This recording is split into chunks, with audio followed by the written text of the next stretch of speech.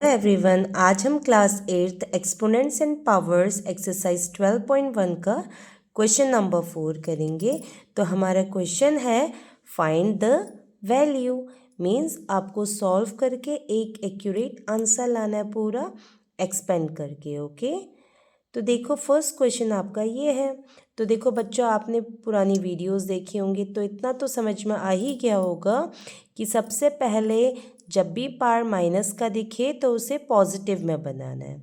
तो देखो 8 की पावर माइनस क्या है, 8 की पावर -1 है, तो इसे पॉजिटिव में कैसे बनेगा, जब ये डिनोमिनेटर में चले जाएगा। ओके, 8 की पावर 1 नीचे आ गया, ये वाला कहाँ चले गया, नीचे।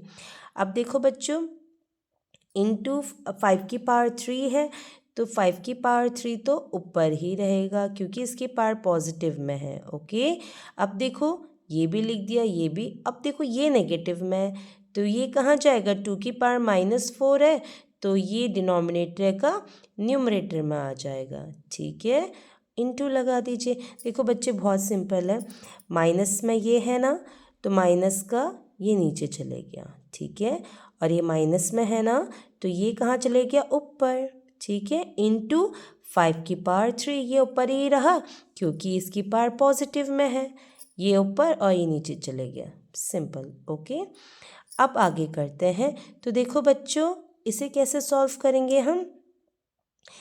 इस पे जैसे 8 है तो हम 8 का प्राइम फैक्टराइजेशन अगर करते हैं तो 8 का प्राइम फैक्टराइजेशन क्या होता है, 2 4 ज़ा 8, 2 2 ज़ा 4, 2 1 ज़ा 2। तो 8 को हम कैसे लिख सकते हैं, ये लिख सकते हैं ना, 2 की पावर 3 हो गया। तो देखो हम 8 के प्लेस में 2 की पावर 3 लिख देते हैं। ठीक है, तो ये लिख दिया 2 की पावर 3। तो देखो बच्चों, यहाँ पे एक और लॉ लग रहा है, जब बेस सेम हो और डिवाइड में हो तो क्या हो जाता है, पावर माइनस में हो जाता है। ओके, तो देखो 4 - 3 हो गया ना, बेस सेम में पावर डिफरेंट है, तो 5 की पावर 3। तो देखो बच्चों, यहाँ पे क्या होगा, 2 की पावर 1 हो जाएगा और 5 की पावर 3। तो अब इसे सॉल्व कर देते हैं, 2 × 5 × 5 × 5।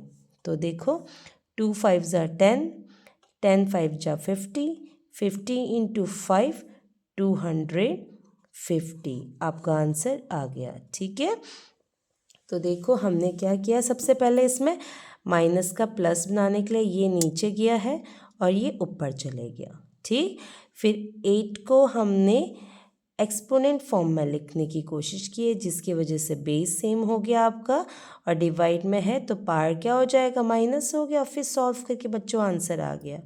ठीक है, वेरी सिंपल। नेक्स्ट वाला तो और भी ज़्यादा इजी है।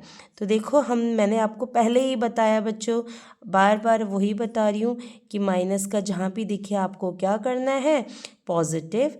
तो ये क्या हो गया, 5/1 हो गया, डिनोमिनेटर में चले जाएगा। और ये -1 के +1 कैसे होगा, 2 की पावर 1 हो गया। ठीक है, तो देखो यहाँ पर भी 6 की पावर -1 है, तो ये भी 1/6 की पावर 1 हो गया। तो न्यूमरेटर में माइनस है तो सारे के सारे डिनोमिनेटर में चले गए। ठीक है, अब देखो ये सभी मल्टीप्लाई कर दो, 1 × 1 × 1 क्या हो गया, 1।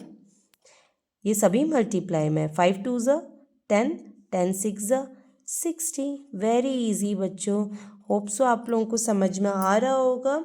ठीक है, अगर आपको वीडियो इजी लग रही है, समझ में आ रही है, तो आप वीडियो को लाइक करिए, सब्सक्राइब करिए और अपने फ्रेंड्स के साथ शेयर करिए। Okay, thank you for listening me.